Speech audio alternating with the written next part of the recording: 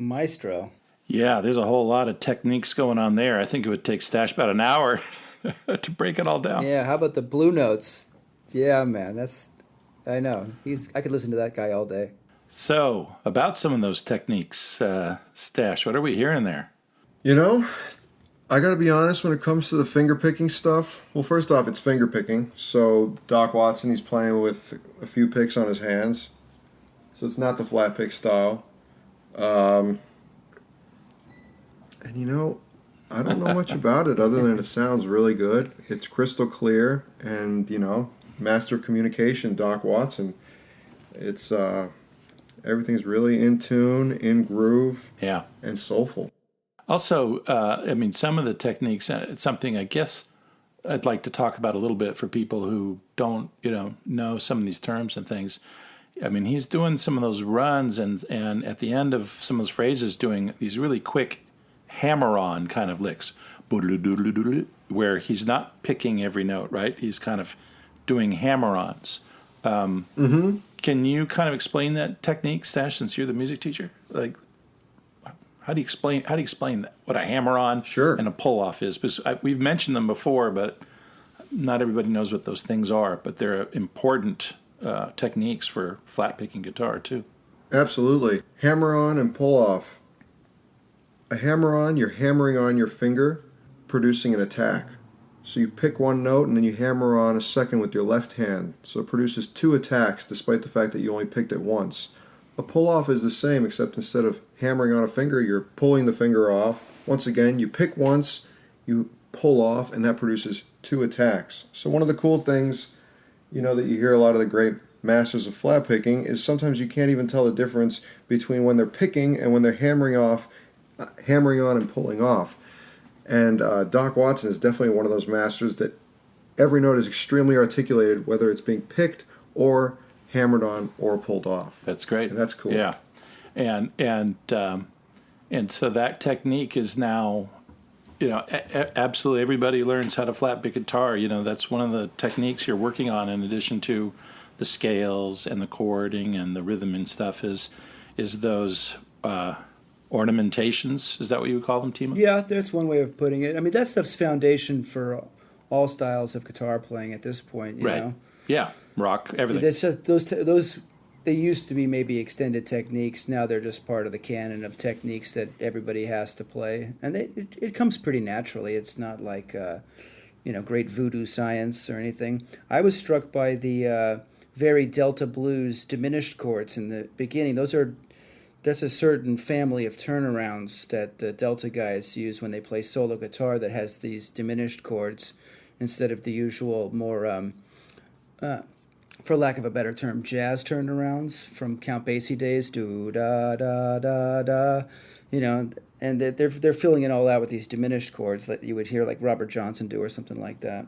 And so Doc Watson, once again, effortlessly crossing all these different genres easily.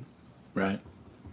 And also just one thing about the hammer-ons, the pull-offs, those techniques, a little tougher to pull off on an acoustic guitar than an electric, where you don't have that sustain when you do a run of notes. And, you'll often see electric guitar players, skip a whole lot of picking on a fast run. And you can't do that for very long on an acoustic guitar, and so that left hand technique has to be strong and real powerful to make those like what Stash was saying, you can't even barely tell the difference between the picking, and that's takes a long time to develop that precision and to get that even flow of those notes, listen to Doc Watson, you can learn how to do it. The next cut that we're going to listen to, something that when Stash and I were talking about developing the playlist, it's a name he brought up and thought this was a great cut to add to the playlist. And it's a guy named George Shuffler. And tell us what you know about George Shuffler, Stash, and why you thought that would be an important addition to the playlist. Well, he's one of the great lead guitar players in the foundational bluegrass groups in the Stanley Brothers. He was, people called him like the other Stanley brother that wasn't Ralph and Carter Stanley. So he sang a lot of the bass parts. He sang a lot of the baritone parts. that make up those great harmonies you hear on the classic Stanley Brothers recordings. And he played a lot of the great instrumental breaks on a guitar. And one of the stories, I think, from the Ralph Stanley book is Elvis Presley came along at whatever year that was and basically put a lot of people and a lot of styles of music out of business because everybody went into rock and roll, and that includes bluegrass. And so there's these great stories of the Stanley Brothers basically living on baloney and not being able to pay a whole bluegrass band, and they had to break it down to a trio, Carter, Ralph, and George, touring around. And George would swap duties between playing bass and lead guitar, once again, to fulfill the necessity of playing some instrumental stuff, providing a different tonal texture other than the banjo and the rhythm guitar and the singing.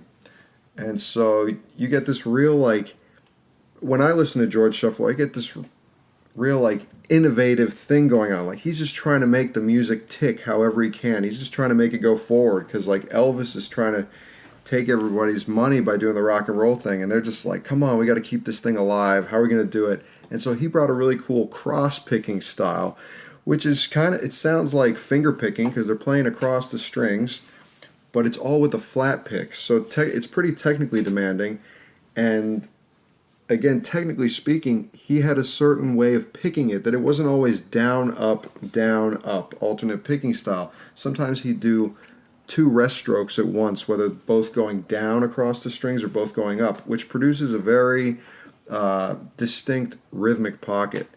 And my favorite bluegrass group is definitely the Stanley Brothers. I think it's the most soulful stuff. It's kind of what speaks to me on the deepest level. And his guitar playing, the way he played the turnarounds, the way he played the solos between the verses and choruses, it's a big part of the sound of the most classic recordings. So you hear him doing a lot of backup stuff under the vocals with this cross-picking thing, playing chords, and then you hear what he does when he's just put on the spotlight. So it's and I think he often gets overlooked because he was really, it wasn't a flashy thing so much as like really serving the music and just doing what he could to make it tick. Yeah. He's the secret ingredient. Yeah. Now, we're about to hear it, but when I learned cross-picking, which also is a really important technique on the mandolin, and that kind of came from Jesse McReynolds and the McReynolds brothers. And so the pattern I learned was, breaking it down into 8 notes. Like in a bar, it's with the picking up and down. It would be down, up, up, down, up, up, down, up. Down, up, up, down, up, up, down, up, down, up, up, down, up, up, down, up. Yeah, it could be that, for example, which I think is really awkward and difficult to do, and I've tried to do it, and it like gives me tendonitis type of things.